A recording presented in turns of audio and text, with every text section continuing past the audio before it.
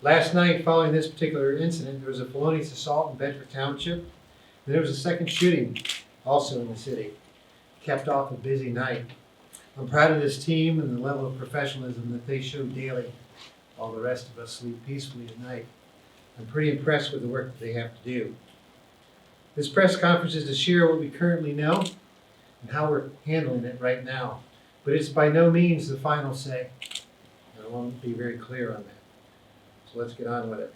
In summary, just after midnight this morning, the vehicle passenger, a black male, age 18, suffered non-life-threatening injuries after a Battle Creek police officer shot them during a traffic stop. The vehicle driver, a black male, age 21, was also taken into custody pending charges. Here are the details. 12:13 a.m., an officer stopped the vehicle for numerous traffic violations on Columbia near La Vista Avenue. Those observations included erratic driving, stopping and backing up in the middle of the road, and an illegal turn. The officer suspected the driver was under the influence at the time. As the officer spoke to the driver outside the vehicle, who was cooperating, the second officer arrived on scene and approached the vehicle's passenger side. This is routine. The second officer observed a gun in the passenger's waistband, and then immediately commanded the passenger to put their hands up and stated that they would remove the gun safely. The passenger initially followed that second officer's commands.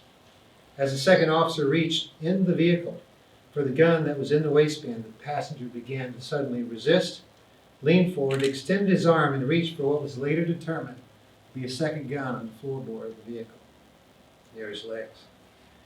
The officer reacted quickly, responding with firing his duty weapon, striking the passenger. The scene became chaotic rapidly.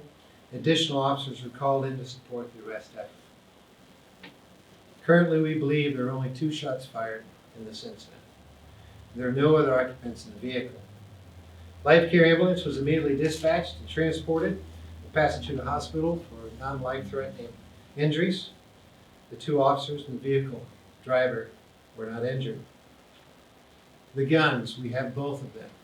One is a Kel-Tec 9mm fully loaded handgun reported stolen out of Blackman Township in 2015. That was the weapon found located by the officer in the waistband of the passenger. Also, a Titan 25 caliber semi-automatic fully loaded weapon was discovered on the floorboard. It was registered in 1992 out of Jackson. However, we know that the registered owner was born in 1913. A little more work by ATF and MSP are required to determine the legality of that weapon. Here are the charges and the history. The driver is going to be charged with felony CCW, the passenger felony CCW, and R&O, that's resisting and obstructing. The history. The driver has a district court probation for retail fraud misdemeanor out of Jackson and passed R&O charges.